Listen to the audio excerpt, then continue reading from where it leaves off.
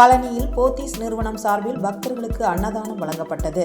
திண்டுக்கல் மாவட்டம் பழனி முருகன் கோவிலுக்கு தைப்பூசத்தை முன்னிட்டு ஏராளமான பக்தர்கள் வருகை புரிந்துள்ளனர். இதனை முன்னிட்டு போத்தீஸ் நிறுவனம் சார்பில் அடிவாரம் தெற்கு கிரி வீதியில் உள்ள காளிகாம்பாள் கோவில் வளாகத்தில் பக்தர்களுக்கு அன்னதானம் வழங்கப்பட்டது.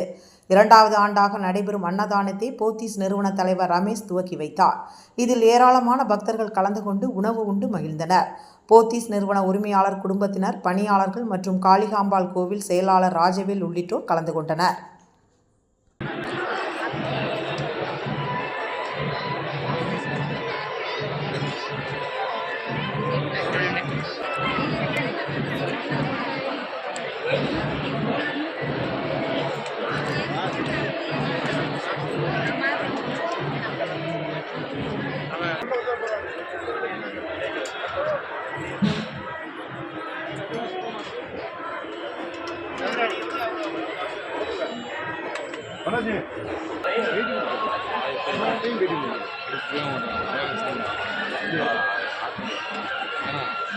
ஷோரூம் ஓப்பன் பண்ணதுக்கே வெயிட்டிங் முடியாது.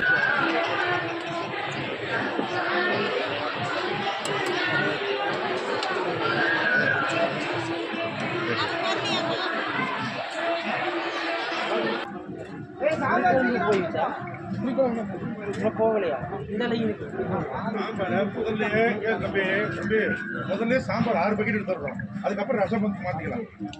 நான் சொல்றது ரசத்தை ஊற்றி வச்சிருக்கீங்கல்ல, அதுக்கு முன்னாடி சாம்பார் ஊற்றி வச்சுக்கணும்.